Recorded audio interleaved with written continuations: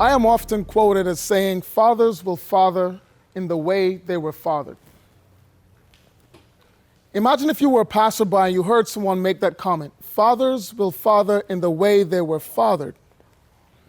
What comes to mind?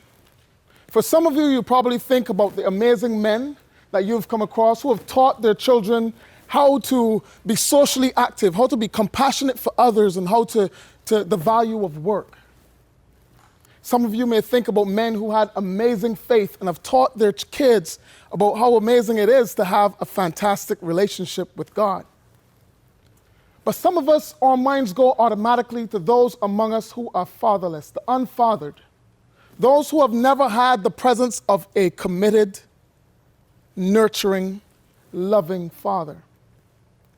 And as that comes to mind, some questions come to mind as well. If fathers will father in the way they were fathered, then what about those who had no father at all? Are they doomed? Will they simply pass on the baton of negligence, neglect, and negativity simply because they never had the presence of a paternal alternative? Can they ever change the course of their legacy for their families? So today I wanted to take you with me on a voyage. We're going to go on a voyage where we explore the plight of the fatherless man and offer him some suggestions, I call them fatherhood lighthouses, that can guide him towards reshaping his legacy and altering the course or trajectory of generations to come in his family.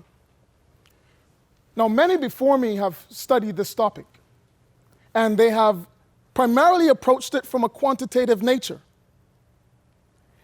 What they have done is they've taken the societal ills that plague our communal existence and placed them squarely at the doorsteps of fatherlessness. They've related fatherlessness to incarceration rates. They've related fatherlessness to failure in education rates. They've related fatherlessness to dropout rates, divorce rates, and even just simple interrelationship failure rates. And this exists regardless of race, regardless of societal status, regardless of our culture of origin. Placing the statistics gives us this impression that the problem is so insurmountable. It is huge. If you place all societal ills at the footsteps of fatherlessness, then it seems like an insurmountable problem. But I venture to say that fatherlessness and attacking it requires us to remove the quantitative view and look at the people behind the numbers. We want to consider those of us who were fatherless, who had the experience, those of us who were disregarded, felt dispensable, and understand what their experience is in order to make the solutions. What if we could alter the mindsets of these folks? What if we could make the plight of the fatherless man and draw it into the awareness of everyone else? What if we could take something that was once in the blind spot for many and simply move it to the peripheral vision of one, maybe two, maybe three? And so I wanted to offer 3 lighthouse suggestions for those among us who experienced fatherlessness and find themselves fathers of boys or girls and struggling without ever having a model. So the first thing is your presence is required, not your perfection. We live in a society that dictates what masculinity looks like. It tells us that masculinity has a certain look, it has a certain sound, it has a certain stature, and it has certain beliefs. So as men, we chase after that, seeking perfection sometimes, and it could cause us to feel like we're falling short. In many cases, I've spoken to fatherless men who in turn passed on the baton of negligence. They mentioned feeling insufficient. So as we are chasing perfection, our sons and daughters are just simply asking us for our presence. Can you be at my recital? Can you be at my dance class? Can you come to my practice? Can you coach my soccer team? Can you just be there? I recall speaking to a football prodigy in Texas, and he talked about playing in the state championship, and all he was looking for in the stands was the face of his father, and the disappointment has lived with him ever since. The second point is this idea of being the best you and not a better him. Often as fatherless men, if you talk to 10 fatherless men, I can assure you that you will get the answer, I will never be like my dad. I don't want to do the same things my dad did. There's an intense resolve to be different.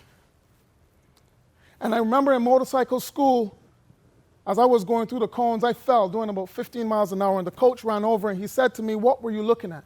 And I said, "I was just focusing on the cones." He said, "Well, you can't focus on the obstacles, because if you focus on the obstacles, that is where you will go." So you focus between the obstacles. So when we live our lives as fatherless men, gauged by not being like him, being better than him, where are we focused? We are focused on the obstacles. And instead, I encourage you as fatherless men to focus on being the best you and not a better him. The third lighthouse item is this idea of establishing a contract. Every important relationship in our lives, we place a contract with. There's a written contract with a signature. If we get married, we have a marital agreement. If we go into business with anyone, we have an agreement that we sign. But we never do it for parenting. I recall looking through the NICU window when my son was first born and was admiring his 10-year-old body, 10-minute-old body, and I thought to myself, I found myself muttering, "I'm never going to fail you. I'm going to teach you everything you need to know. I'm going to be there when you need me." And so I decided to put that into a contract. And what was amazing was that 7 years later, when he could read and he came across a contract, he was able to say, "Dad, you did this. Dad, you did this. Dad, you need a little bit of work on this one. But Dad, you did this." So these three things, when we pull them together, they constitute a legacy. Something that elevates learning over earnings, morals over money, valuables subordinated to values. So at the beginning, I talked about a quote where I said, "Fathers will father in the way they were fathered." But that's not the complete quote. The quote finishes like this: "Fathers will father in the way they were fathered unless they stand up and decide to change the course of the lives of their kids with intentionality and purpose." Fathers will father in the way they were fathered unless they decide to change the legacy.